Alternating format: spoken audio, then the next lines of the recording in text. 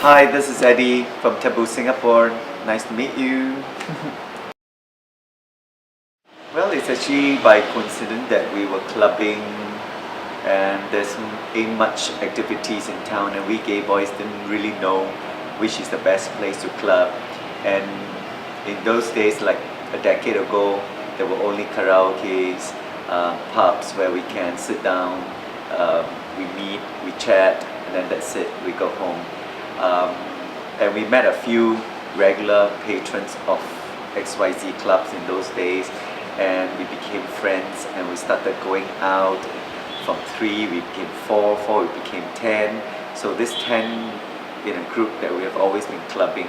And one night we just say that it looks like it's quite fun. Why don't we start something of our own? And that's how Taboo was conceptualized. And we were just mere talking about it over supper, and eventually we pushed for it. So this is how we were born, without knowing what can be done and what not can be done. Okay, in yesteryears it was a little bit much more tougher, in a sense whereby the society has not really accepted being gay. But I reckon in those days, it's not that they were not accepting gays, but they just didn't know what we were. And the society was still rather conservative. So in that area, we were all hush-hush about it. And I think we gay people weren't sure about whether we should be very open about it, or we just keep to ourselves and among our community. So in that sense, it has put us in a very restricted environment. But even then, when we first operated as a gay joint, we were being approached by authorities as well, that there were complaints about there are too much male activities in the club, whereby a little too heavy in petting, I wouldn't say petting, even like maybe a hugging or Frenching, could not be deemed acceptable at that point in time. So I think in yesteryears it was a little bit more difficult to run it, in that sense that you really have to be sure that you don't cross the line of being too open about it. Yes, that's a vast improvement. Operating a gay club or pub today, I'm sure the rest of the club owners or pub owners will agree with me that is as good as just doing a business, and every criteria to fulfill, to abide with the rules and regulations set by the licensing or the authorities, are all basically governing anyone who wishes to open a club or a pub. So there's no difference whether you're a gay joint or you're a straight joint, but we just have to fulfill the same set of criteria that is being set.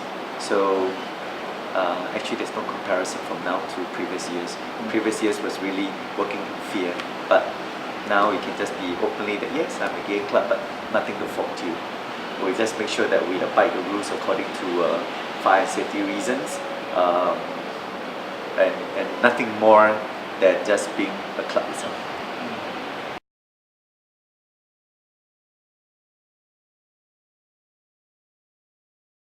Anyone who says that is they speak for themselves, they have the right to voice their opinion that they felt they're treated second class.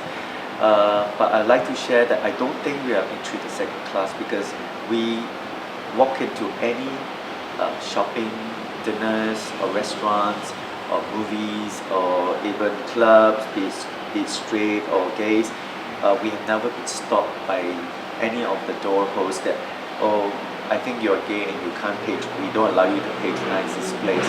So I really do not know where and how that you got this answers from a group of people that they felt they're a second class citizen. But I would like to share that please don't feel that way, that we are second class, because whatever we do, we have never been evaluated based on our sexuality, or even if we are being evaluated based on how much we spend and how we dress in order to be served.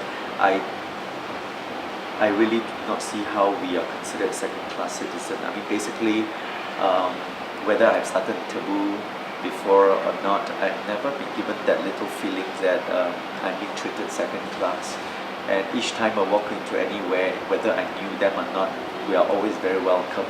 So I hope they can experience and share this same, I would say, luxury with me that we are not actually treated second class. Basically, we're all Singaporeans.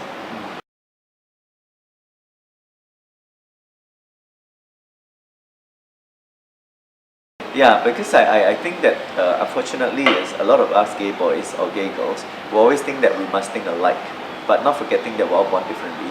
We have different perspective in life, and what I say negative may not necessarily be no, you can't do it, or what you say yes, must do it, I must do it. No, I think we are just very different. Like I provide a ground here for gay people to be free, to express themselves, to be able to say what they want to say in a club.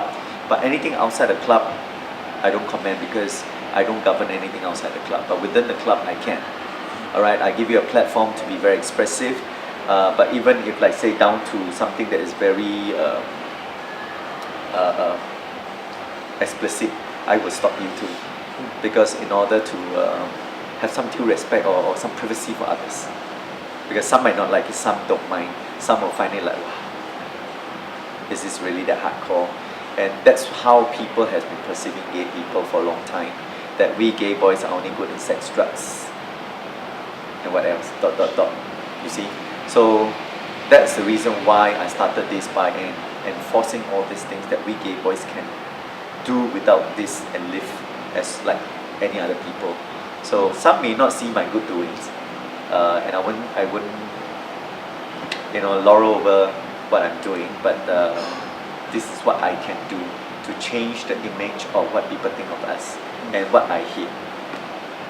Pushing for kind of equality and fairness. Yes, and I think everyone should live life to the fullest. In a sense,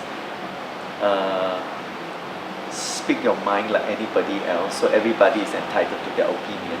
So likewise, people who will push real hard for 377A, we thank them for that. And for the rest, we will give our support as well. But we may have a different opinion even if we support it fully. So would you say that there's kind of, from your observation, kind of a common mindset amongst the gay community in Singapore?